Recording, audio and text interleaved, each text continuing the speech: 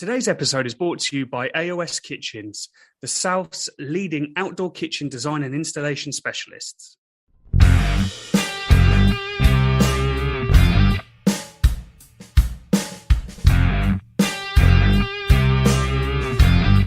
Hello and welcome to another episode of the Meet and Greet Barbecue podcast. Today we're speaking to Simon from The Grill Shack.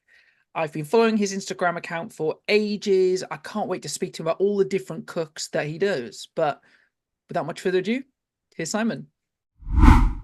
Hello, Simon. Thank you so much for joining us on the podcast. For anyone who doesn't know who you are, please do introduce yourself. Yeah, no worries. Thanks for having me. I am Simon, possibly better known to some people as The Grill Shack on Instagram and all the other social stuff. Part-time barbecue fan, full-time dad, husband, business runner elsewhere, and boring stuff. But barbecue is what we like to do to relax and whatnot. So that's what I wanted to talk about. For anyone who hasn't seen Simon's Instagram account, normally people wouldn't say this. Pause the podcast and have a look through, because that's how I suppose how many people probably found you, and looking through, and the fact that you're cooking so many different things and you're bringing so much personality through as well. And I feel like there's no shit there. You're not fluffing anything up or anything. You're just saying it how it is and what's happening, right? Is that like a conscious decision? No, she's still I am. So I run a business, and I've very much always gone with I kind of say it as I see it type thing. And sometimes you rub people the wrong way, but I think my natural personality is just to have a good time and stuff. So because I enjoyed cooking anyway, and cooking was always like a means to an end. Obviously, you need to eat and stuff. It's only once I got into barbecue, I kind of thought I can be a bit more myself here, and I enjoy the social side of things. Anyway, the get-togethers and the meetups and the events and stuff. So just putting it on camera wasn't really an issue for me. And I've had a few bits where they're not fails as much, but like things haven't really gone to plan. I just kind of rolled it. So I'm kind of unedited. So there's some people's cup of tea, not others, but it is what it is. It's important though, right? Because so many people will look on Instagram, social media, Facebook, and be looking and trying to study and learn more about barbecue, and all they see is this fantastic content or people telling you how to do it better. But it's important to understand that we learn from making mistakes. It happens to everyone, and you get involved. I think it's much more refreshing, and you learn more from seeing that sort of thing in an account, Yeah, I think so. I make more than enough mistakes. I make plenty that I get to share everybody, and plenty more that don't make it that far, because frankly, that the entire account will be full of making mistakes. The thing is, as far as I'm concerned, there's some people that I kind of look up to, some accounts that I follow perhaps more than others with regards to what they're making, but it's for inspiration as opposed to this is how you do it, because I kind of believe, everybody has their own style, everybody using a different device. Everybody prefers their ribs a certain way, and so on and so forth. So you can't really be wrong. Obviously, you can overcook things to the point where you don't like them, but some person likes it that way. There are some weirdos out there like well done steak. So, yeah, you just kind of see how it goes. And I think in the instances where I have made mistakes, I'm quite critical of myself. So if I make something and people come over and I don't feel it's my best, with no disrespect to the people who are coming over, they're like, "Oh, this is amazing." I'm like, "Well, it's because you don't eat barbecue food that regularly. And if you do, you had one of those kind of poor chain restaurants, and so this probably is quite good. It's just my standards are quite high, so I can kind of get away with it a little bit, maybe." I had exactly that the weekend just gone. Actually, Simon, I'd cooked some brisket for some friends that we hadn't seen in a long time, and it'd been a little while since I've cooked a brisket as well. So I always go to my local butcher to get mine, and it's just a farm just up the road. But it's probably the leanest piece that I've had. Like, I didn't have to do any trimming because there was hardly any fat cap or anything. Yeah. And I just got on with it and smoked it. And it took about 11.5 hours to get to temperature. It stalled for quite a while, but because there was no fat, even though it was tender, it was a bit dry. Yeah. I was, again, had the same situation where people don't eat it that often. Oh my God, this is great. And I'm thinking, no, it's not. That's not. I guess it's nice though, because I think if you're like, I don't like waste. One of the things I don't like to do, I don't like to waste food. I've got 2 small children. I kind of instill into them, don't waste food. And so if I do overcook something, I'm the only person who's going to be suffering what I consider to be that failure. There's something else you can do with it. The classic, like, oh, we'll chop it up, put it in a chili and that sort of stuff. So it doesn't go to waste. But obviously you planned for this wonderful brisket and you had all these aspirations about how it was going to be like oozing with fat. And you were like, this is going to be amazing. I'm going to take the best photographs. And when you look at it, you're like, I could prop the door open with that. Yeah. But I guess propping the door open with it still wouldn't be a waste. It would just be an expensive doorstop. But, Yeah, absolutely. And you're right. Again, food waste is I think something I just can't get on board with at all. Like you will use every last bit of whatever you cook. And it's probably why I'm so fat, because I can't not leave things. It does drive me mad, but I mean, everybody does it by accident, I guess. No one intentionally makes too much food. But over the last 12 months or so, I've kind of got a bit more into training. I've lost quite a bit of weight and I've changed how I eat things just because of that training pattern, which means that I am eating more, I guess, to somewhat of a schedule now, which means food waste is even less because it's semi-prescribed what I'm having that evening with regards to the amount of protein I need and so on and so forth. Which I'm not really into the whole food prep thing of when people are training. I don't want it to be like, oh, here is all my meals for the next 16 years and stuff. And by the time you get to like week 38, you're like, oh my God, am I eating this again? So I've been training for about a year. I want to get fitter. I want to lose a load of weight. I put weight on, ironically, probably a lot of it through barbecue. But holidays and some other stuff and nature of my job takes me to places where networking takes place at like pubs and stuff. And I just got sloppy. And so I moved into a kind of phase of training with a particular trainer where they were looking at my diet, my exercise, my movement, and so on and so forth. But it had me control my calorie intake a lot more and a lot of food prep to kind of A, prevent wastage, but B, make sure that I was getting what I needed inside me as far as like the protein and whatever the case may be. But the byproduct of that meant that I was wasting even less because I wasn't even having to try to waste food now. I was like, I know what I'm having Monday, Tuesday, Wednesday, Thursday, Friday. Saturday, Sunday, I'd usually ease off a little bit. Still got to barbecue because a lot of the food for training is protein based. So it's what you're putting it with and portion sizes and stuff. But wastage is just a thing that just drives you around the bend because, like, I don't really think there's an excuse for it. And I know there's like just a laziness of like, or complacency, I guess, of like, oh, people couldn't be bothered and didn't really think about it stuff. But even when you're doing things like a spaghetti bolognese, it makes too much. Just put it in the tub, put it in the fridge, freezer, or whatever, have it later. And obviously, the thing with barbecue is, I'm sure everybody's aware, is that more often than not, most of the cuts that we enjoy to cook feed far more people than there are in your house. And if you only wait until people came around, you'd never be doing any cooking. So I bought a back sealer, and it's perfect for things like that. You do a brisket, you end up with far too much. But I can't just only cook it when I've got 25 people coming around.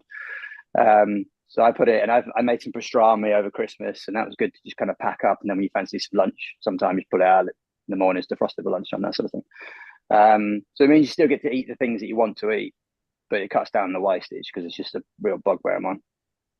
I love leftovers. Barbecue is one of the best things for leftovers, I think. Yeah. And it can sit in the freezer for as long as you need it to. And there's lots of different techniques and ways to bring it back to life. Because I think a lot of people think that it might dry out or something if you freeze it. But if you've done a good, decent brisket and you freeze it, lots of different ways, it won't dry out at all. And not only that, no. the flavor intensifies as well. It's so much more smoky.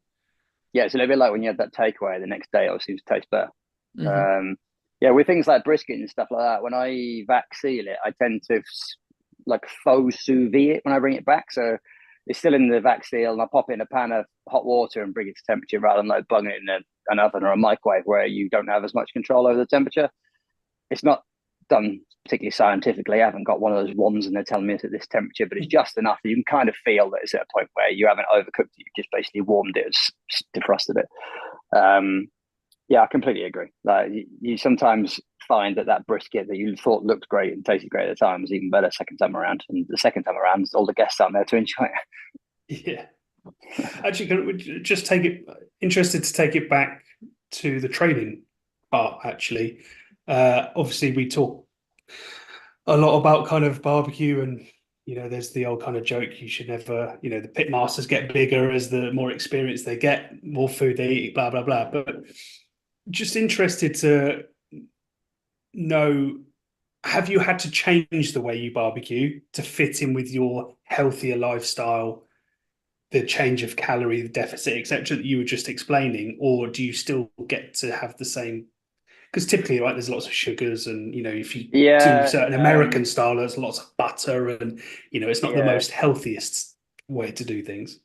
No, yeah, I maybe tweaked it, but not massively. I think part of it is portion control, and portion control can be focused on the sides, for example, because if you're having a mac and cheese and it's got the pasta, it's got cheese, it's got full fat milk in, slightly smaller portion, maybe put semi-skimmed milk in and stuff like that. It's only like small changes because I was really keen to, like, if I'm going to go commit to this, I need to be able to commit to it in a way that is sustainable and it'll stick. If you start kind of taking things out and switching things up and it starts to taste different, then you're not going to stick with it because you're like, it's not worth it for the sake of however many calories it is. And the counting calories thing when you first start is pretty dull because it's almost like being in some kind of food prison. They're like, oh, you can't have this now. And I got to the point where I worked backwards. What do I want for dinner? Okay, well then what can I have for the rest of the day now that I've considered what the calorie total is for dinner? Fortunately with barbecue, so much of it is protein based, and protein is like a core thing. But from a sources perspective, I'd usually give myself a bit of a pass. So I'd only really count the core parts of the meal. I guess you have to ease up a little bit with things like butter and mayonnaise and stuff like that because so I love mayonnaise, but then when I realized how many calories in mayonnaise, I kind of cried a little bit because it's just straight up fat. Like, you have a sandwich and you just put butter on and then, like, I don't know, whatever, ham and then some cheese and then some mayonnaise. And before you know it, you've got like a 650 calorie sandwich and you're still hungry 10 minutes later. So it's just been a bit more considerate of things like that. More protein in the sandwich, maybe a little bit less mayo stuff. But I haven't made any dramatic changes. I honestly don't think I'd have stuck with it if I had. And I am at a point now where I'm maintaining my weight because I lost just over 10 kilos, I think, in total. And there's going to be some fluctuations because I've not long come back from holiday and I was all inclusive and I wasn't like, oh, I better watch what I eat. I was like, I'll pay for this. Send it over. And then when I go to things like Sizzle Fest and whatever, things like beers that are just empty calories, you're obviously consuming calories, but then there's no nutritional value to them. But I'm not like, oh, I better not have any. I just try and make sure that I'm kind of smart on the days like today, for example. Like I wasn't going there, wasn't doing anything. Yesterday, this weekend I've been away, had a few beers and stuff. So today I was pretty strict with what I ate all day, snacking, make sure I stuck to a calorie target. I'm not particularly hungry. So I've kind of got it under control now, but yeah, no, long story short, yeah, I'll let it slide on things like sauces and rubs and stuff because in the grander scheme of things, the portion size that you're having out of the whole thing probably isn't making a huge amount of difference. Yeah, fair enough. So, in terms of your kind of journey, then obviously you mentioned that you'd had an interest in cooking because you had to eat, but obviously barbecue really kind of took it to a real passion. Where was that turning point? Where was the turning point of, oh, I just need to cook something to eat, to where you are now, obviously sat with a number of barbecues, you're in shack, and we'll go into other bits and pieces, I'm sure, in a minute. But where was that turning point for you? So from a barbecue perspective, I can tell you exactly when it was. It was probably the same for me as it was for millions of other people. It was COVID. You're stuck, you need something to do. And because I already had an interest in food, it was just taking it to a different level, trying to do something else. We need to eat. Obviously, I've got to go out at some point. I'm only allowed to go out so long. What can I get? And then how can I experiment with it? I'm allowed in my garden, manipulating to a certain extent all the things that you're allowed to do to make it a bit more fun. From an actual food perspective, I left home at 17 and I, not to make it dramatic, had to fend for myself. And so I learned the basics when I was younger anyway, thanks to my dad, but I had to learn how to cook a bit more anyway. And I didn't want to be that kid when I went to university. It was like, I'm just going to eat noodles and toast. So I ate pizza as well. But I just wanted to cook, like, because you'd get more food and it was fun. And then it was a good way to bring people together. And maybe like I'd cook something and then we'd all have some beers and then we'd go out or something like that. Then when I got back to Norfolk after I met my now wife, she can't cook. I won't say anything more than that. can't cook, won't cook type thing. But it's fine. That's why we work, maybe, because I enjoy cooking. So one of us does cooking and one of us does something else. And yeah, just from there, like trying to find the middle ground as to things that we both like and stuff like that. The barbecue thing was just a bit of a bonus, I think, because it opened up a whole new world that I've had barbecue, and I wasn't naive to the it's burgers and it's sausages, because I go to America quite a lot for holidays and for work and stuff. So I was aware of the barbecue scene. I just never really had crossed my mind about how to make that happen in my house.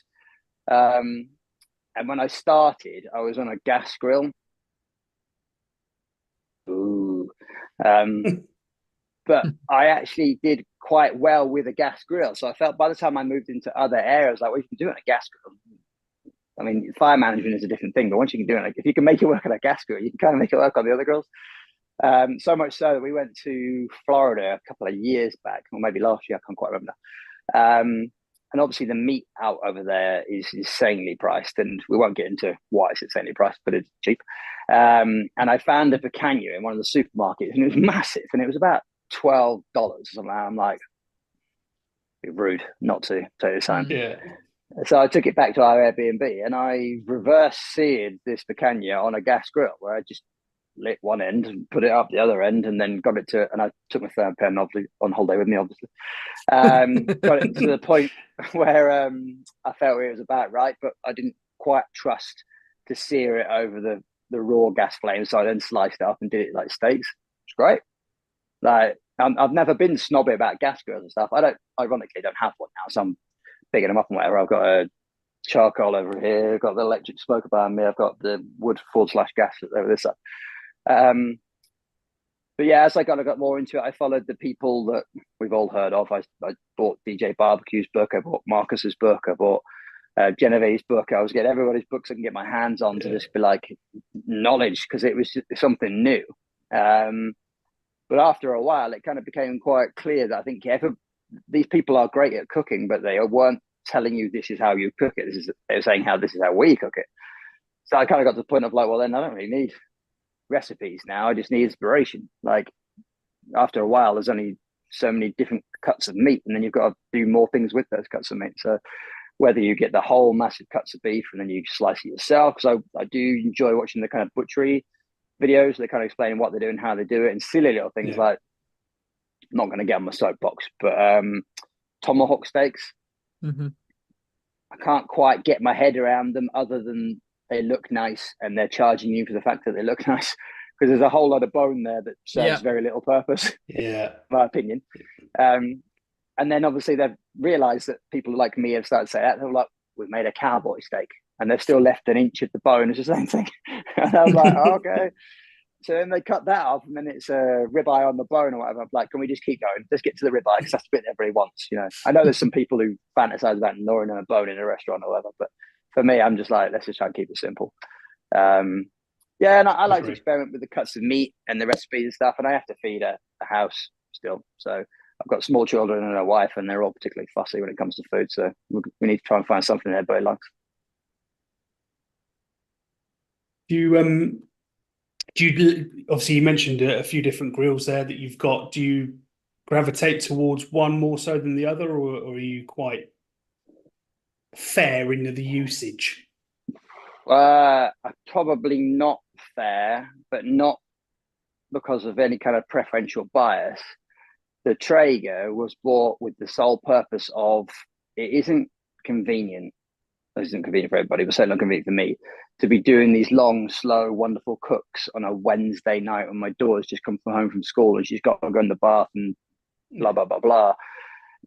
And you can just chuck something on there and the phone will tell you when it's done, and you hit keep warm. And it's a little bit lazy, but at the same time, it gives you the experience. It gives you most of what you would be wanting from another grill, just with a little bit less hands-on.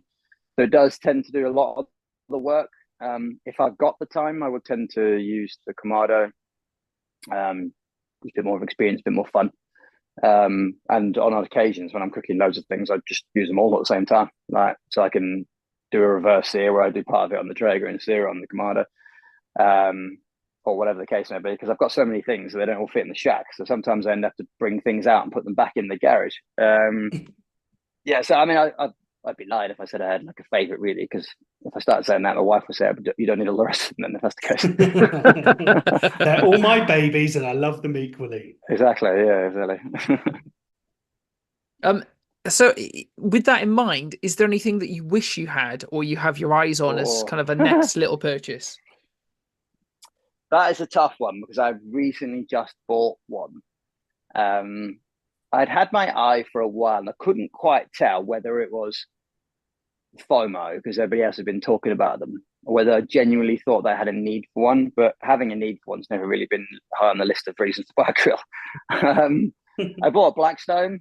There was someone selling them reasonably heavily discounted, and I thought it's time, because I've been meaning to get one for things like searing on something. Because if you think about what I said just now, if you're smoking it on here and then searing it on the Kamado, it takes a while to fire the Kamado up. This is the ultimate laser just now, where I've gone to the point where I can literally just fire up the Blackstone, heat it up whilst that's finishing in the Traeger, and then bash, sear it off on the Blackstone.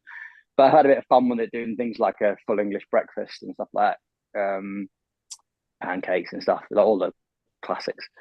So I haven't got as far yet as what else would I like, mainly because I daren't say that out loud, because my wife's pretty easygoing, but even she would be like, "You've literally just bought that just now."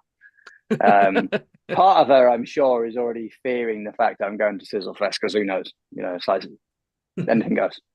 I've got a car. I'm coming back the next day. Who knows what might be in the boot? I won't realise till the next morning. So that's exactly what happened to Owen the first time we went. Few drinks down, I'm having my Traeger now.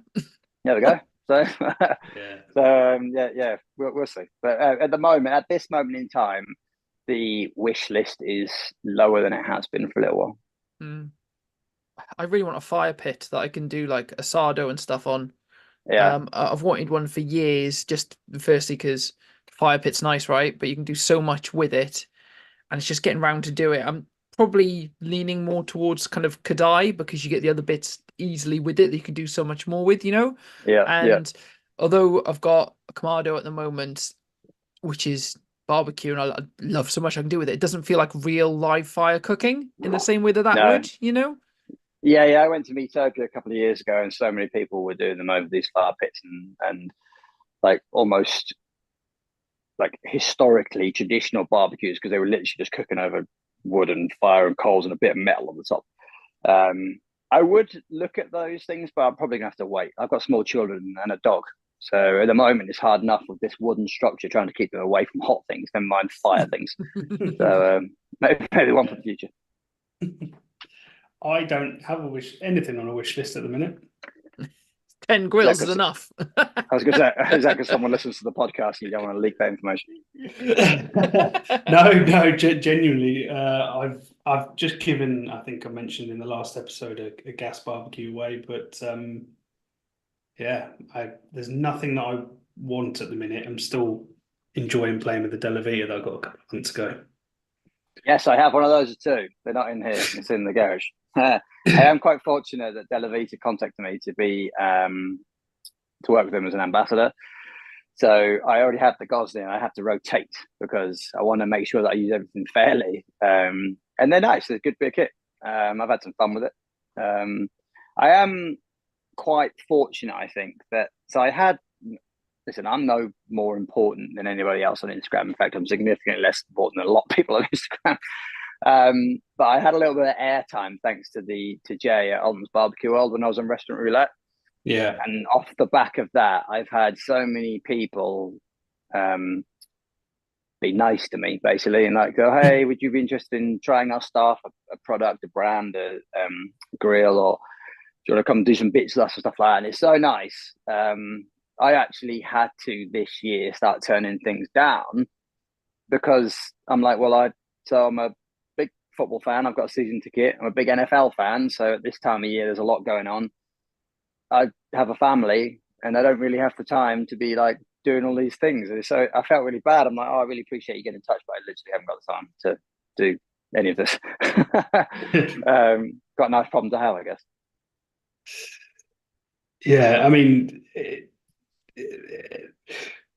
again, that like you said, it is a nice problem, but I suppose it's also a nice thing that you can pick and choose, right? So you're working with the brands, the products, the equipment that you believe in? Yeah. So I believe in honesty, in that there's no real. So I had a brand approach me recently. I won't say who they are, but they wanted me to see if I could do anything together. And I just kind of said, look, if we did, it would have to be XYZ, because I really don't want to use one of your grills if it kind of does what I've already got. That wouldn't be fair on you, and I'd be doing it because you gave it to me. And then it's in the way, because I've already got these things. Like, if you've got a couple that do some cool extra things, and that'd be interesting to explore maybe.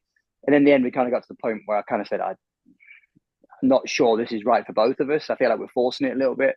But I think part of that comes from my business attitude. Like, I run a business, and I'm very conscious of like time management and not wasting people's time, people not wasting my time and stuff. So when I was kind of saying earlier about, some people kind of take me the wrong way, I'm very much of the I don't actually care. Like, I'm not here to make friends type thing in business. I'm here to make money. It's a bit different on social media, because you are literally meant to be social. It's annoying, isn't it? No. I know, right? Yeah. It's nice. Yeah, it's nice. I've not really been in this situation before where people are like contacting me, asking me to do things with them.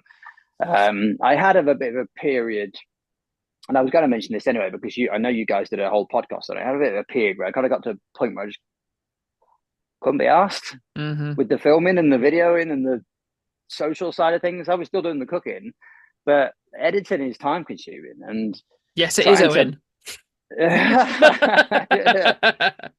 It is time consuming. And I put a lot of time and pride into the videos that I make, and I try. My way of making videos is very like storytelling. So I'm trying to play a story. I'm trying to put music to it that complements the video and stuff. And I'm not saying that people don't, everybody has their own way of doing it, but I just got to the point where it's like, I can't be bothered. Like, I love watching other people's content, and I went for a good 3 or 4 months to the point where people contact me going, "Are you okay? Where have you gone?" I went, "I'm still on Instagram. I'm still posting crap on Instagram stories every day. It's me in the gym. It's me on holiday or whatever. I'm just not recording the content because I want to eat it and go watch TV."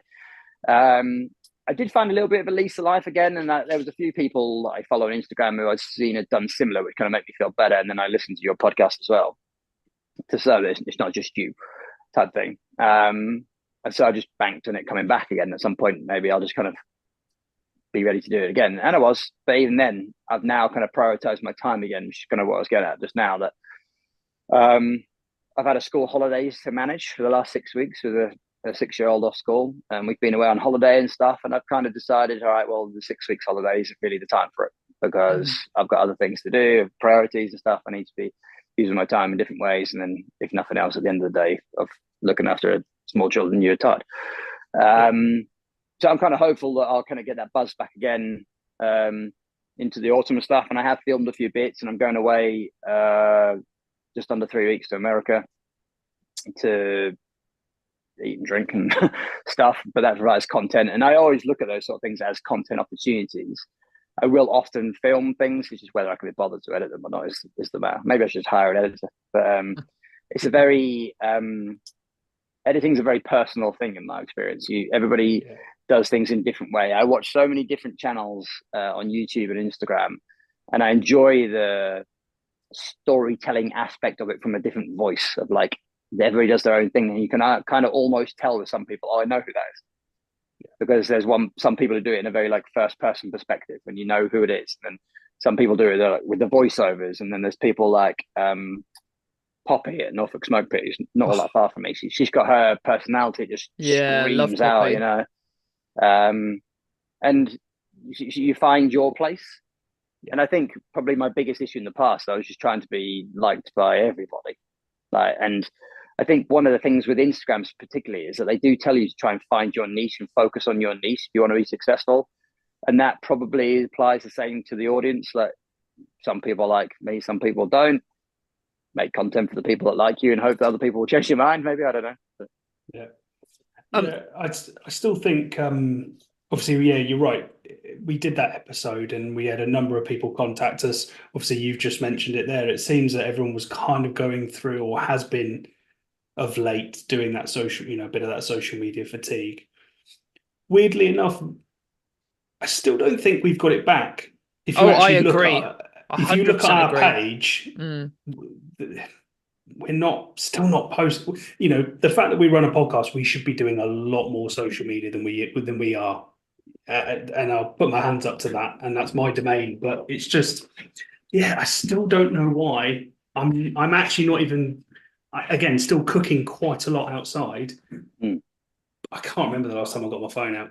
It's hard work though, because I think I think people now make memes about the fact that, oh, I put 16 hours of time into filming this, and then I got 3 people watched it or liked it. And whether you want to admit it or not, we are all here to get people to like kiss our ass, and like you want people to like your videos and say nice things and stuff. And if you make all that effort, people don't.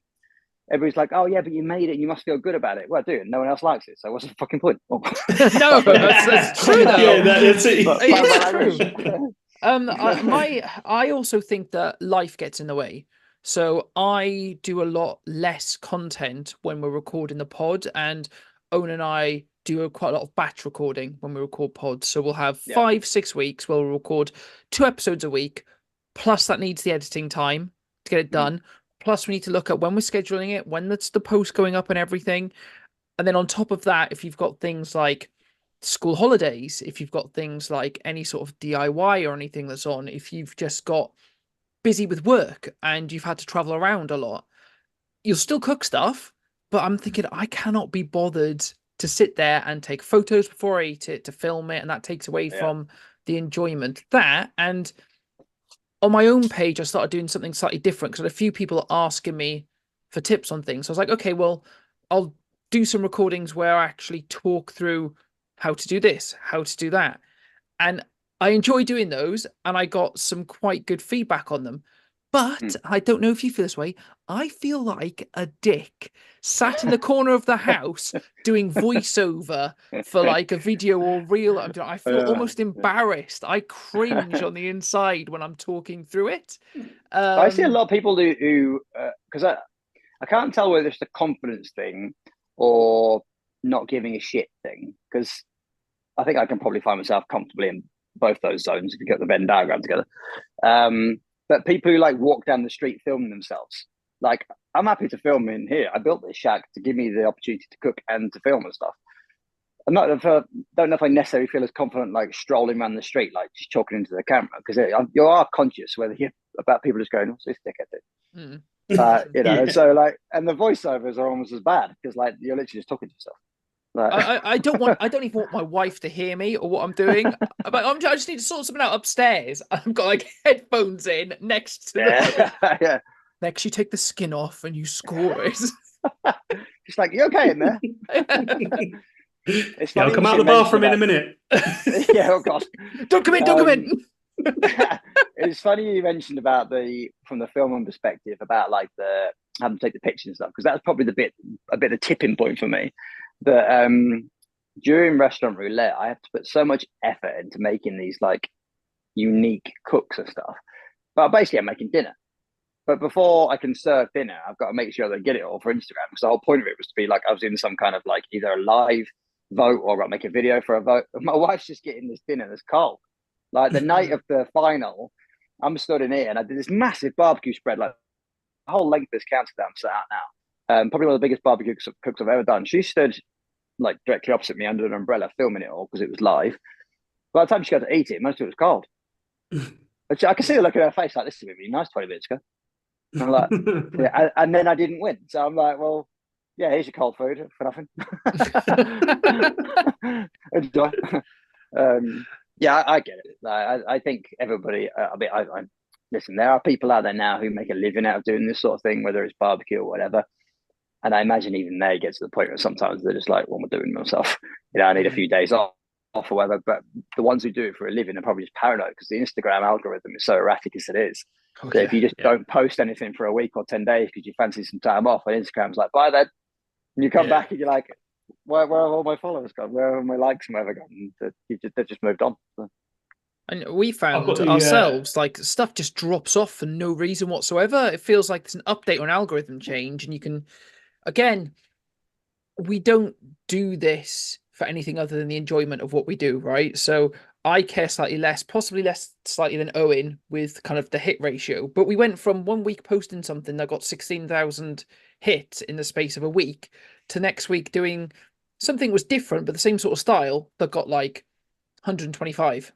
Yeah. And you're like, there is no reason, obvious reason at all why that has happened in that way. And that can suck the life out of you as well if you focus too much on that, right? Yeah, I think so. And then I guess the other bit that kind of bothers me a little bit is that my account is a barbecue account. Like, so it's the purpose of it is to log barbecue account. But sometimes I just don't want to talk about barbecue. And sometimes something funny happens, or sometimes I go on a holiday, I want to make a video or something else, and I'm paranoid about whether I put it on the grid or whatever, because people are like, I'm not here for that, mate.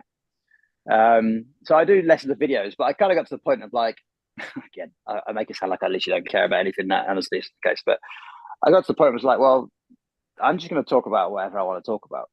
Like, so I did talk a lot about my training during that phase, because there were people who were contacting me after I mentioned it a few times going, who are you doing this? What are you doing? What are you finding stuff?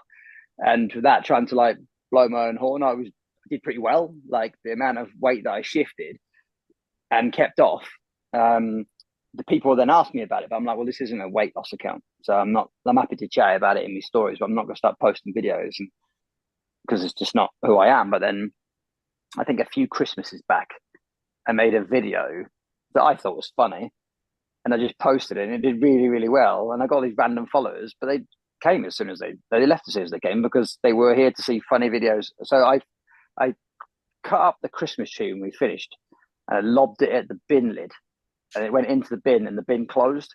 And I put like "Don't Dream It's Over" playing over the top of it, and I thought, I'm funny, me, like that. But then I went back to posting barbecue again, and all my followers so like, if you could have an account that just talked about anything, you'd be having fun. But all of the experts tell you have to focus on a niche, and I just kind of get to the point where I'm like, I'm doing this for fun. Like the videos and stuff should be a byproduct of me cooking and eating. Like,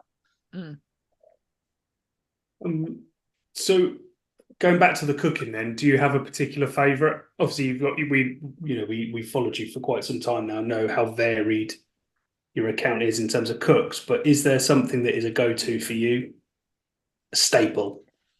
I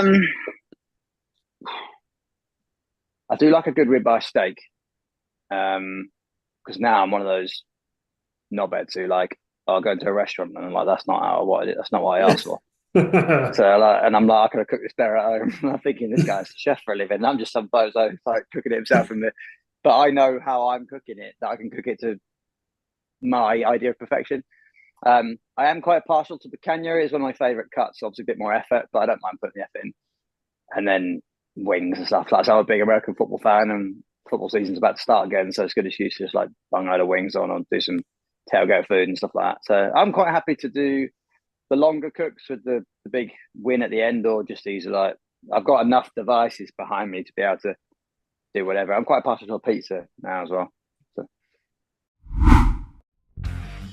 If you've been looking or thinking about an outdoor kitchen, then look no further than AOS Outdoor Kitchens. They are the South's leading outdoor kitchen design and installation specialists. Their extensive showroom is based just outside Bournemouth on the Dorset-Hampshire border, and as well as numerous in-store displays, also features a live outdoor kitchen where they cook every week on Kamado grills, pizza ovens, and all filmed and shown on YouTube. They offer a wealth of knowledge on how to transform your patio into the most incredible outdoor dining area, with styles and options to suit every budget, and you can guarantee they will be able to create something perfectly suited to you and your home. They stock and supply everything that you're going to need for outdoor cooking, including barbecues, Kamado ovens, pizza ovens, outdoor fridges, and every accessory that you would need to become the ultimate outdoor chef. So if you want to make yourself the envy of your friends and neighbours, get in touch with them today to arrange a consultation and take the first step in transforming your back garden into the most incredible entertainment space. Visit aoskitchens.co.uk. Like on the NFL side, my brain is wired to connect NFL with barbecue, because I've said before, particularly in like, my dad would do barbecues most weekends. But when I look back, and I've spoken to him about it recently, it was because he was big NFL fan, as my mum was, and so every Sunday we'd have a barbecue, and they'd have that with the first game that was on. Yeah. So I do that quite a lot, to be fair. Yeah. That's a good way. One of the things that we've actively chosen to do as a family, because we don't do it for the rest of the year, I guess, is to have a family dinner on Sundays when the NFL season's on. Because I can't really be, well, I can, I'm just not around to help in the evening because the football's on. But that gives me a good excuse to say, right, what do we want? I can cook something really nice. I can do this. I can do that. I can, do you want pork belly, or do you want steak, or do you want just a chicken but done on the smoker, or whatever the case may be. You're right. There is a direct correlation between the two. I've been to enough places now where, whether it be tailgating or just going to cities that are famous for barbecue, where people put the two. Well, it's the three things. It's the barbecue, the beer, and the football. So, yeah, I mean, I find that as a good way to kind of make sure that the family are happy as well when I'm clear enough to watch football for 7 hours straight on a Sunday night. So make sure their bellies are full first. But I'm guilty of the fact that I don't do it as much as I should with American football. I'm an Eagles fan, and for whatever reason, when they eventually won that Super Bowl that they've been chasing for years and years and years and years, I now tend to only really watch the Super Bowl and maybe one or two playoff games if they excite me.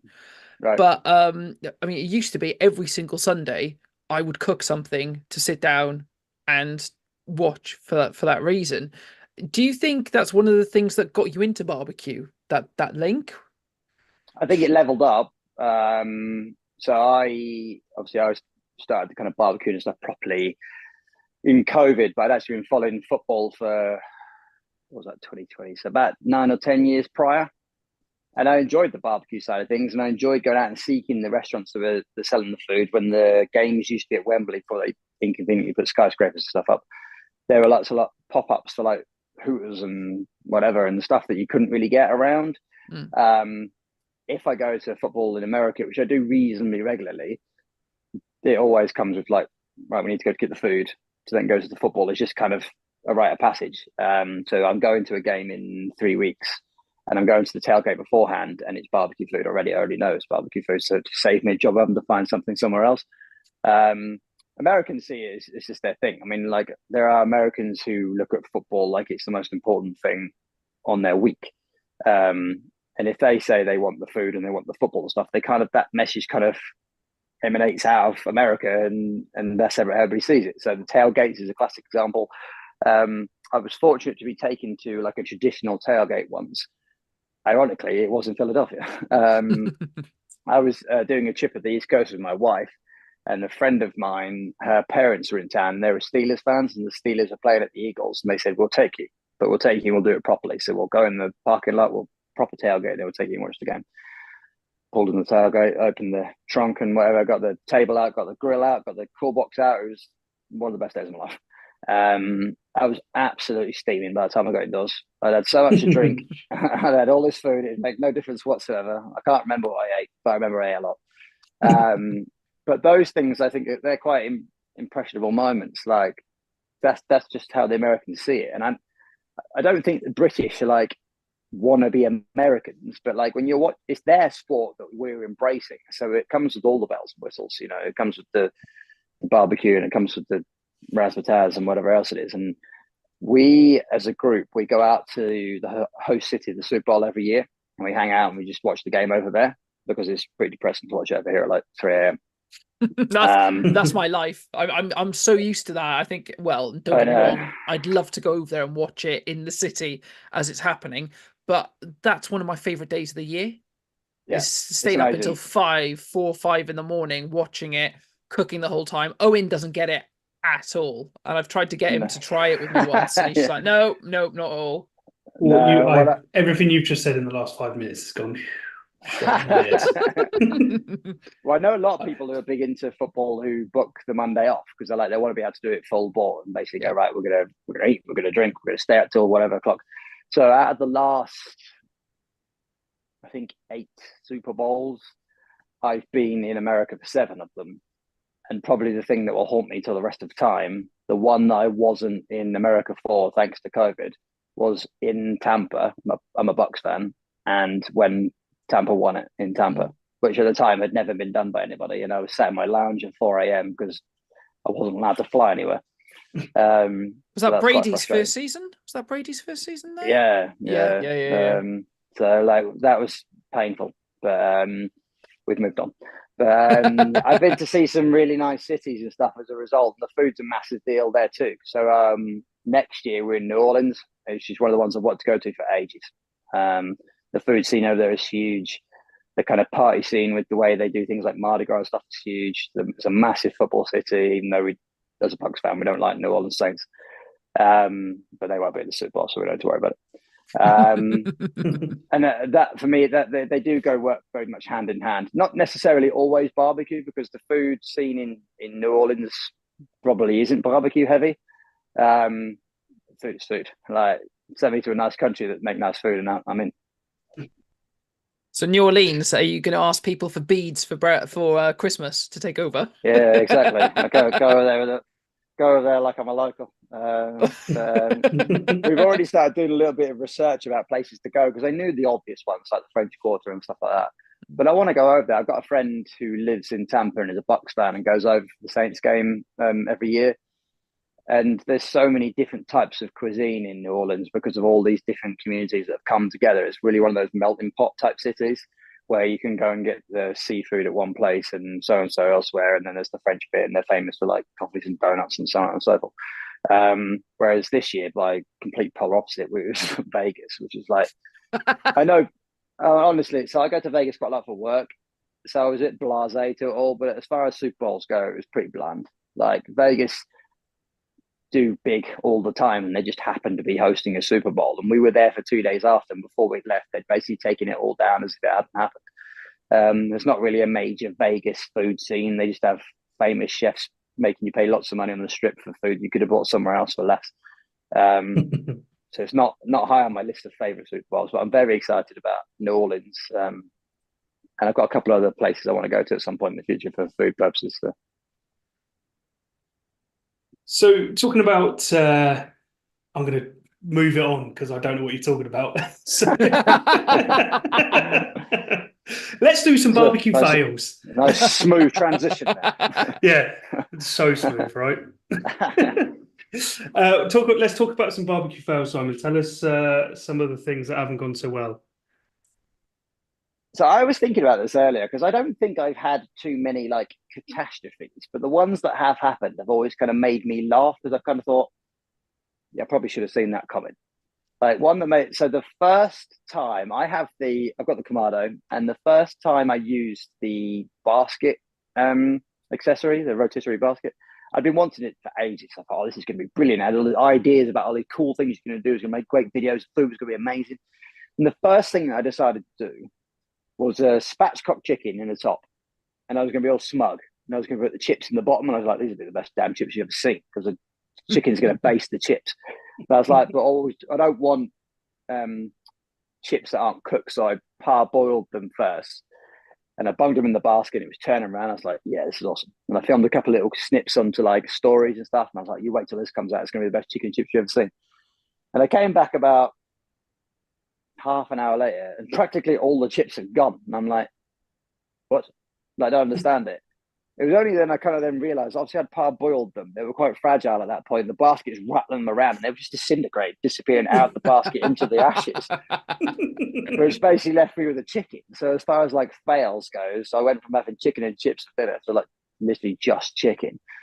It was lovely chicken, but it wasn't really what I had in mind. And I think a few of the other ones I've done have been where they're honest mistakes. You get distracted or something like that. Because, like, if I'm doing a brisket, I will ensure there are no distractions. I'm like, listen, this requires my utmost attention. Go away. But I've had a couple of times where I've done things like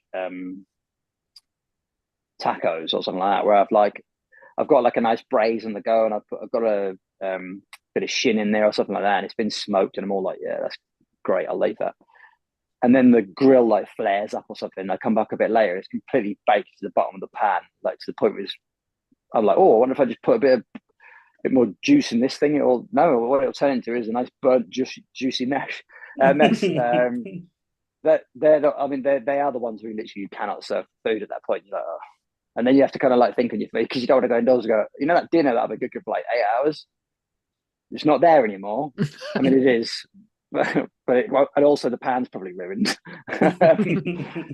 I am quite fortunate, I think, because I haven't had anything where I haven't had like a catastrophic fail on a brisket or stuff, because I've obviously listened to plenty of podcasts before where people have like really had some like absolute clangers.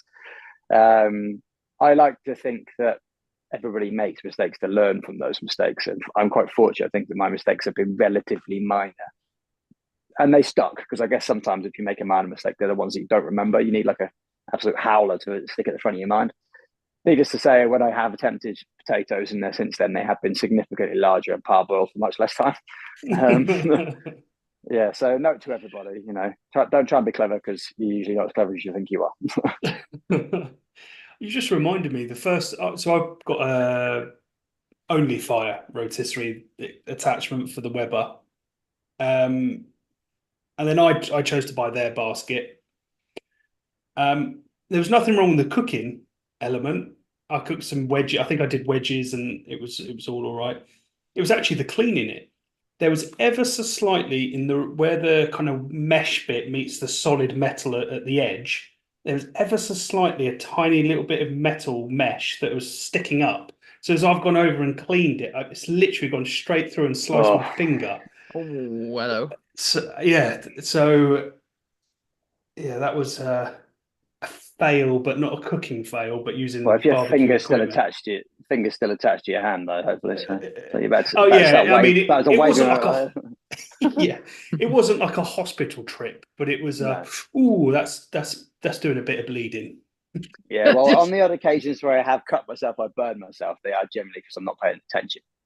So, and I keep those as they're meant to be like little battle scars, like barbecue battle scars. But I put on my Instagram stories last week when I got the Blackstone. I was seasoning the Blackstone, and I've seasoned a lot of metal over my times, and never really done a very good job. I can't really get my head around it. It's never even. Like, I'm trying my best with like a paper towel or a whatever to like make it even, and then it's a bit lumpy or whatever. I was like, no, come on, it's not a difficult thing to do. Like, let's get this right. And I had the burners up full whack, and I spent so much time leaning over with this spatula and a bit of kitchen paper. And then after about 10 minutes, I was like, "What's my arm hot?" And the entire whole side of my arm down there was like bright red, and all the hairs on that side of my arm are basically all singed off at the moment. They've all gone. And it was all like pink down there, like I'd been out in the sun and not put any suntan lotion on. And I put like a video on saying I've seasoned my Blackstone and also my arm. And it's probably the most liked story I think I've ever had. So I'm like, everybody's basically laugh at my pain. I accidentally managed to give my just under 2-year-old a soot face mask the other day. I haven't told you about this, Owen, because I've been saving it. So out in the garden playing, and I'm sure everyone else is the same, but we're cooking the Kamado, right? You get a lot of like ash that falls into the bottom tray, and I just clear it out when I next do a cook, right? So the first thing I'll do is put the little tray in the very bottom bit, get that ash out of there, and then brush to get a second kind of thing through. Anyway, we were outside playing with his Thomas toys, and we were hiding them in different places, and he was finding it hilarious. I was like, watch this, come here. So took it over to like the monolith, opened up the bottom grill, put it in there, brought him over, and he was laughing, pulled it out, and I was like, oh, it's covered in dust. The second that I'd said out loud, he sneezed, and all his ash just flew over his face. I was like, Steph's not outside. Quickly, baby wipe this child down, Nothing happened. And the shock on his face was just covered in this stuff. I have visions now of you like desperately trying to wipe it off his face, but he's still got like a ring around his face, like a mime artist at the end of a day's work. They're like, and he's got indoors, and she's like, "What's up with his face?" And you're like, "What do you mean, what's up with his face?" He always looks like that. He's been here for 2 years, for Christ's sake. Oh god, it's one of those things where it was funny after I made sure he wasn't A, blind, and B, he was cleaned up. Yeah, when he's not coughing his lungs up from all the dust he's inhaled. Yeah. It's the fact he went absolutely silent and his eyes opened in shock when all this stuff came out over him. I was like, come here, wipe you down. Do you know what the worst thing is? The first thing I thought of when you said that, I would have whipped my phone out, taken a picture. Then I cleaned her up, cleaned my kids up. I wish I'd thought of that. My instant panic was, Steph's inside and she's in the kitchen. I know she's coming out in 2 seconds. Wipe the child down. Nothing happened. Nothing happened with this child. He's absolutely fine toddling around. Kids, though, they can't keep their things to themselves. So you might think that it's not being told, but at some point that story's coming out. Yeah. I mean, she's going to hear it in a minute, so. Like she listens to this. She hears enough of me day to day. I mean, you were playing with Thomas the Tank Engine. I mean, part of working on a steam train, shoveling coal, you're going to get black and dirty. So exactly, that's what I'd have played. That's how I'd have played it. Yeah, like we're making it real. Yeah, exactly. Yeah, real live action movie. Right. So, shall we do some barbecue bingo? Do you fancy cooking something from an ingredient that a previous guest has left? Yes. And no. I was going to say, I'm glad you didn't. If you'd have said no, full stop, that would have been awkward, wouldn't it? Yeah. So I've listened to some of these in the past, and I've thought to myself that I wouldn't even know what to do with that. And then obviously I hear people like trying to work out whether they're going to be mean or kind to what they then add. So I still haven't entirely decided which side of that I'm on yet. But you've got a few minutes. So it's taken us what, 5 series now, Owen, to realise that we should probably read out the ingredients on there. Otherwise, people who aren't watching on YouTube won't know what's on this magical wheel of fortune that Owen's put together. Not copyrighted. Yeah. Don't come at us. So some of the things on there, we've got paella, scallops, rabbit, padron peppers, frog legs, tripe, kangaroo, pop in that, vindaloo paste, octopus, white pudding, monkfish, chicken hearts, duck, Szechuan pepper, and then finally something that we call my signature dish. So as a listener, you'll know kind of the premise behind that. But what do you think your signature dish would be, Simon? Well, it depends on who you ask, because my wife's quite partial to smash burgers. So if I had to knock up food pretty quickly, it'd be smash burgers. Because I tend to do them in like the Five Guys style. Again, no trademark, copyright, etc., where you like put them in the foil and stuff and make it like it looks like a proper little meal. Mm-hmm. And I know a lot of people when they come around do kind of ask for the burgers. So it's probably that. Although if you gave me a choice of what I was doing, it'd be some kind of ribeye steak. Is there anything that you're terrified? Is there anything on there that you really don't want? Not really. The only things that concern me is that my wife can't really eat spicy food. So if I get anything with spicy, I've got to eat the whole thing myself. Vindaloo paste. Come on. Yeah, exactly. Yeah, that's not going to bode well for her. And I saw tripe on there, and I imagine people see that and go, "Oh my god!" And I don't want to make people think like I'm some kind of weirdo, but that used to be something I used to eat quite regularly when I was a kid. I'm from Norfolk, so we'll just leave it as this. The chip shops on the market stuff in Yarmouth used to sell like chips and tripe. It was a thing. I was a kid. I didn't know any better. It tasted all right at the time, although it was drowned in salt and vinegar. So who knows what it actually tastes like otherwise? Because I know what it is now. So it probably puts people off when you know what it is. But I still don't know if I've had it, or if I had, I've mentally blocked it. It does. Well, things like, say, I'm not a massive fan of like black pudding. And I don't know how much of it is because I know what it is, as opposed to what it actually is. And then I feel like I'm behaving a bit like a kid. You know, they turn around and say, I don't like it. And you go, have you tried it? And you go, no, I just don't like it. Yeah. Right, let's give it a spin, see what comes out. Also, I'm a little bit upset you don't like black pudding. Work on that. Probably. I swear that was nearly on Vindaloo paste. Octopus. Oh, that's close. I can work with that. I think I actually tried octopus for the first time like 2 weeks ago. Oh wow! I was on holiday in Tunisia, and they had it in the all-inclusive. And I actually, for the first time, filmed some stuff they hadn't put out yet. But they had octopus ceviche, which I won't be attempting because I looked at it and thought, "What on earth is that?" I tried it; it was lovely. But I quite like squid. So I imagine that octopus isn't too dissimilar to squid as far as like cooking it and what you can do with it. If you overcook it, it tastes like a tire. So you should be careful. Yeah. Okay, so have you decided whether you're going to be nice or are you going to try and stitch someone up? I guess that really depends on people's interpretation of what I'm going to do, I guess. It did help me a little bit because everything on there, as far as I could see, was really savoury. And so I was intending to put something quite sweet, like a bit weird and quite sweet.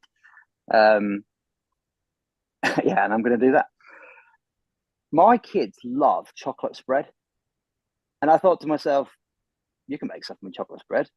And I would love to see if people thought they could be clever and make a semi-savory dish with chocolate spread, because it's pretty easy to turn around and say, oh, I'll make a pizza and I'll use the chocolate spread as the base or whatever. That's kind of cheating. So I'm not precious on which brand you use, but yeah, some kind of chocolate spread. I'm just trying to think. Savory. I mean, I am very partial to dark chocolate in chili. Mm-hmm. So my brain would be like, okay, would you put it in chili? Would you put it in some sort of other ragu or stew type substance? Because Or more you... often than not with chocolate spread, it's very sweet because it's like, so the one that my kids have is a Cadbury's. Again, flashing these brands over, but it's very tastes like Cadbury's chocolate, because I've tried the dark chocolate and chili thing and it adds like a depth of flavor, but I imagine if you put Cadbury's chocolate spread in there, it doesn't do that. I wonder what would happen if you put a thin layer of chocolate spread on a thick cut steak and then sealed it because of the sugars, how that would kind of caramelize up.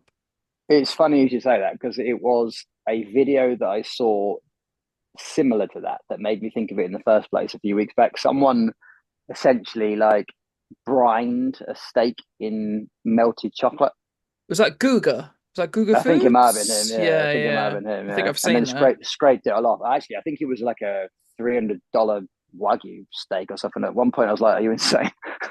Brined it all off and then seared it, because of his Wagyu, so he didn't need to do much with it. But I don't actually remember what the outcome of that was. But what about? I think something like a chicken breasts, where it's not really heavy on flavour, almost doing like a chicken Kiev, but rather than the sauce inside the chicken is chocolate, and then the breadcrumbs you do with like a cinnamon. So you mix like breadcrumbs with that'd be cinnamon. sweet as hell. I know, right? not tell anybody. So what they think they're about to eat is a garlic Kiev.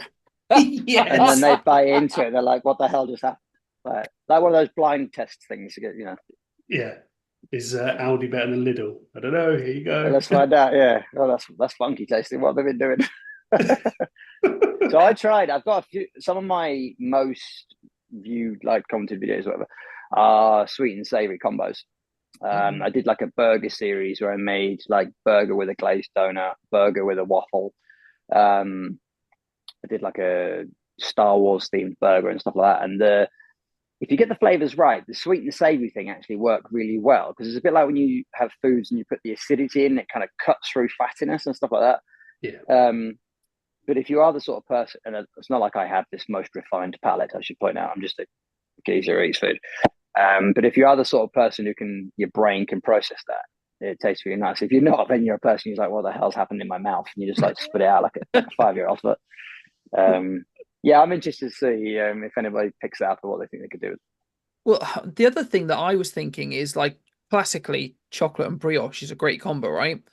So again, I don't think it'd be thick, but if you had a burger with brioche buns that you toasted off and then like a thin layer of chocolate spread, top and bottom, that I don't see that going wrong per se. You know what the problem's going to be now? I've been tasked with making something with an octopus, and now I'm going to go off, make something with octopus, and try and then figure out what I can make with chocolate as well. I'm interested. I'm definitely interested to think of chocolate. I'm not about to go and put chocolate spread on octopus, I should point out, for anybody who thinks that might be where I'm going. No, you can put octopus on chocolate in spread. The tentacles. Yeah, exactly. Let's not get silly. So I forgot what I was going to say. We're coming to the end of the episode, is what Owen was going to say. And we always like to say to guests that we covered a lot of topics, but it's now your turn to kind of pick out. Is there anything that you want to talk about that either we haven't mentioned or maybe isn't being discussed or should be discussed, or maybe some of the barbecue communities on social media, or anything you just want to natter about, really? We'd be here all day if that was the case. Do you know? So I thought about this, and it'd been on my mind a few times lately. And I know it's been referenced on here before, so I'm not going to dive into it in the most of details, primarily because I'm not necessarily the best place to do it. But it crossed my mind the other day. Obviously, there's a lot more awareness now with regards to mental health issues, and it's been well documented, and you guys have covered it and stuff. And I am fortunate enough to not have knowingly had anything that would be considered to be mental health issues. But then when I got thinking about it, I did think that I think a significant reason as to why that is the case, because I have passion projects that I love, but they're very community based. So you can probably see where I'm going with this, because like I barbecue, and I'm in the WhatsApp groups, and I'm in the Twitter groups, and I'm on social media. And I'm constantly sharing things with people to the point where I don't feel like I'm like alone or struggling. Football for my sins. You go to watch your football team, and even if they're not performing, you're amongst 25,000 other people, and it gives you the opportunity to talk and stuff. Things like with my gym stuff, when I started talking to other people about it. So I almost feel like unintentionally the topics and the things, activities I've chosen, but notably barbecue, I feel like they're perhaps a significant reason as to why I haven't had the misfortune of struggling in those sort of areas. Because the one thing I've always very much of like, you don't know what you don't know. But I've got a friend who's had some struggles, and I've kind of said to him, listen, I don't really expect you to explain to me what these are, because that is kind of the point. Like, everybody tells you should share it, but the reason people don't share it is they don't really know what it is they're meant to be sharing, because people won't understand where they're coming from. And I do, again, I don't, like, I have a relatively simple life. Like, I don't try to overcomplicate things. I have a family, I have a business, I go on holiday, I do the things. But I have the same shit that everybody else deals with. You know, I've got small children. I've got the same problems everybody else has. Electricity bills are high, and so on and so forth. But without really thinking about it, I regularly chat with people on Instagram, in direct message and whatever, and on WhatsApp. I never even met these people. Like, I don't know these people other than what they're sending me and what I'm seeing, and I'm taking them as they are who they say they are, and I believe that they are.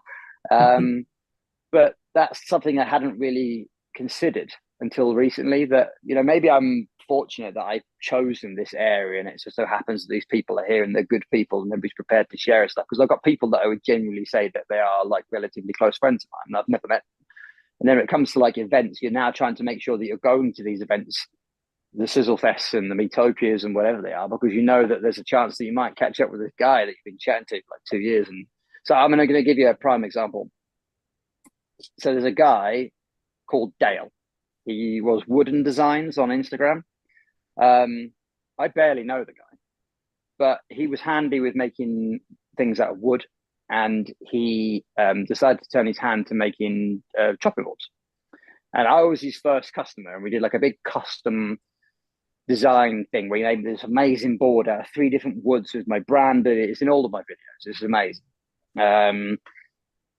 He struggled a little bit with the whole Instagram thing, as far as like he wasn't really necessarily getting the engagement that he wanted and stuff. And I think it started to get him down a bit. But he's going to Sizzle Fest, and I've never met the guy. But he's the guy I'm gunning for as soon as I get there, to go and have a couple of pints with, to just turn around and say, you know, I've been waiting to do this for a while, man. Let's catch up. Let's have some beers. Let's get drunk. Let's talk some shit, you know. If I did that with everybody that I talked to, I probably wouldn't be sober very much, which would then be a completely different community I'd be moving into.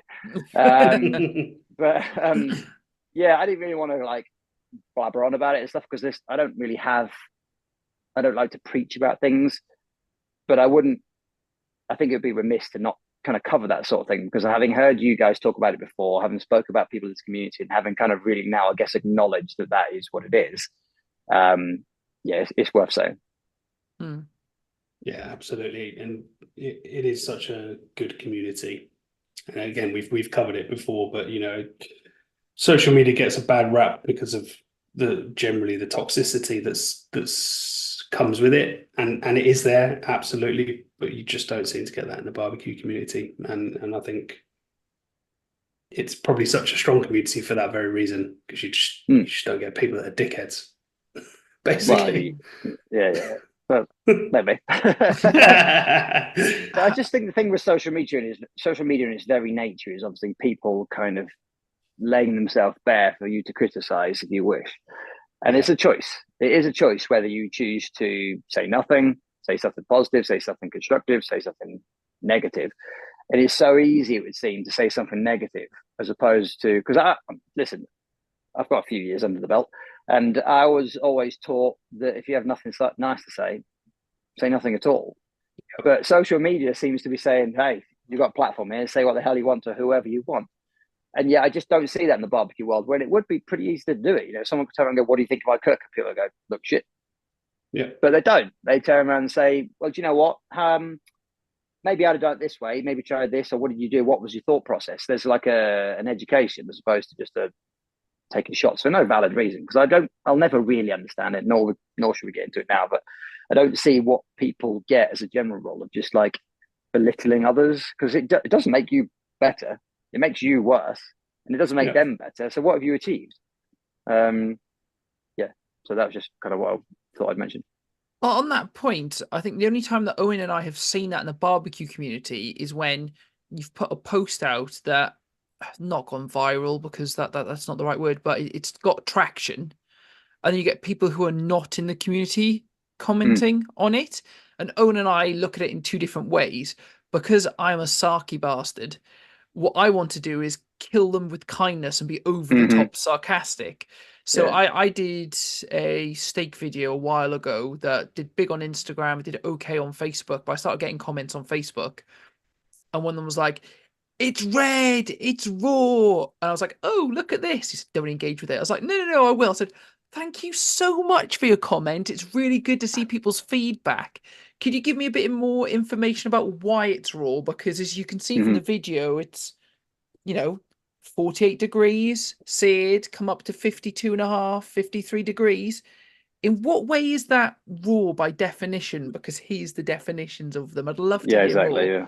Because like, it's red, it's raw. So thank you so much. And then other people started commenting like, oh, it's lovely to see you. Thank you so much. I just... Do you know the thing is as well, I've heard this said before, that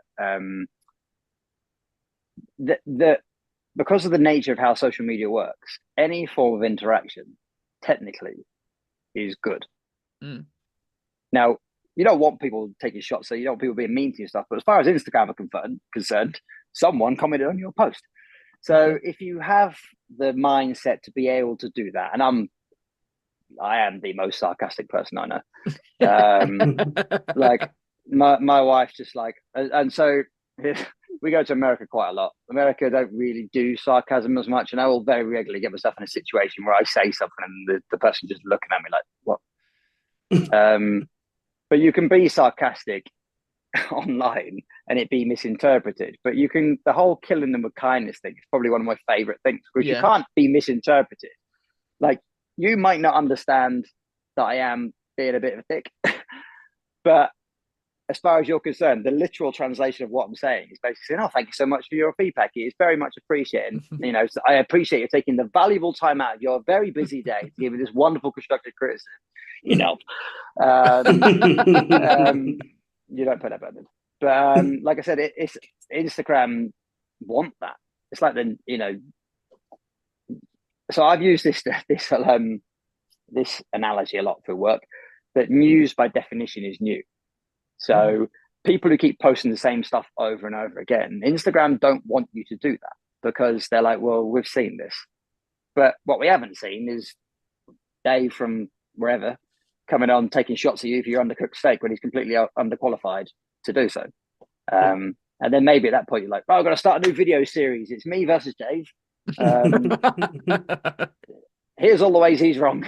I actually think historically, Facebook has been worse for the negative comments more so than Instagram. We found, yes, but I also think that's because we never touched Twitter or X, which to me seems to be the cesspool of society screaming at each other in a darkened void, trying to slowly bring down each other one by one. I hate it so much. So I used to love Twitter when it was Twitter, because I could access a lot of things I needed, like sports news, and I had people that I knew. And then the minute that it changed to X, they've got different ambitions, shall we say now, as to what they want from the platform. And they've opened a lot of floodgates to people to be able to do what they want, say what they want. And it isn't really something that interests me anymore. And I have to admit as well, similarly with Facebook, I go to Facebook to find things. I don't really post many things. I don't really post a lot for the grill stuff. I don't post much for the sake of my friends and family either. I'm more of the opinion, because it is mainly friends and family on there.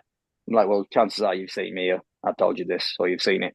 So there's no point in putting it on there. And then you're going into these groups, and then there is a lot of bitching and fighting and stuff in there. And I'm just like, I don't need this. Like, I make light of it, but the fact is, and I'm certainly not the only person in this situation, if you have small children, there is always something more important going on in your house that isn't even remotely important in the grander scheme of things, but it's always more important than whatever that drivel is on Facebook where someone's whining about whatever. I'm just like, oh, my kid's just done this, or just broken this, or knocked this over, or like my wife came home today with my 2 children. One of them basically ran into the other one, and now has got a bruise on her chin. But tomorrow I've got to take her to nursery, and I'll have to sign a form because I gave my child over with a bruise, and they don't want to assume responsibility for it. And I'm like, that's already on my mind now, and I don't have to do that till tomorrow. So these are my struggles, not like Dave. I'm sorry to any Daves out there. It's the first name that came into my head. I'm not taking shots at Dave.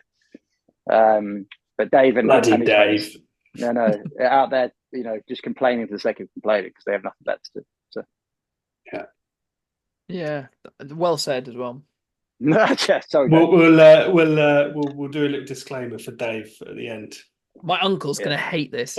Yeah, any Dave that's been mentioned during this episode is not a likeness to actual real people, and it's all just not factual bollocks. Never mind. But if anyone wants to claim the title of Dickhead Dave, please do message us, and we'll start a series about you. You're about to go viral when all the Daves are going to just like hate you as much as they can, and they'll be sending you. And this is when you killing McCannis is going to really come to the fore. And every Dave in like a 120-mile radius is like, hey, what have you been talking about, mate? Please send your comments to dickheaddave@live.co.uk. Yeah, I feel like now, like I've got a little bit of time, and I was about to turn around then and say something else about this mystical man, Dave. And I just thought, there is a geezer out there called Dave. He's probably taking offence to this, so I better not. So sorry, Dave. Right. Simon, it's been a pleasure to have you on the podcast. Yeah, thanks for having me. I've listened for a long time. Obviously, I've seen you guys at Sizzle Fest and stuff. So it was an honour to be invited. Yeah. Are you there in a couple next weekend? You're goddamn right. We'll see you there. I've had a relatively inactive social calendar for most of the year, but then it seems like September's gone nuts. So I've got the return of the NFL, then it's Sizzle Fest, then I'm in Tampa, then something else, and then I'll spend the rest of the winter in my garage watching American football, eating barbecue food. Nice. Great stuff. Well, yeah, thanks very so much for coming on, and we'll see you in person in about 10 days' time. Absolutely, can't wait. See you again. Simon. Thanks so much, Simon. Cheers. Bye. Bye. That's it for another episode of the Meet and Greet Barbecue Podcast. Thanks so much to Simon, aka the Grill Shack, for coming on. It's great to speak to him and find out about his journey, all the brands that he's working with, and also what's coming up next. So, as ever, we want to hear from you. Please do get in touch. And until next time, keep on grilling.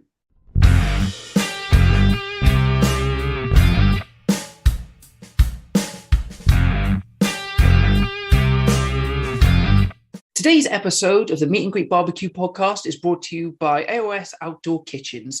They are the South's leading outdoor kitchen design and installation specialists.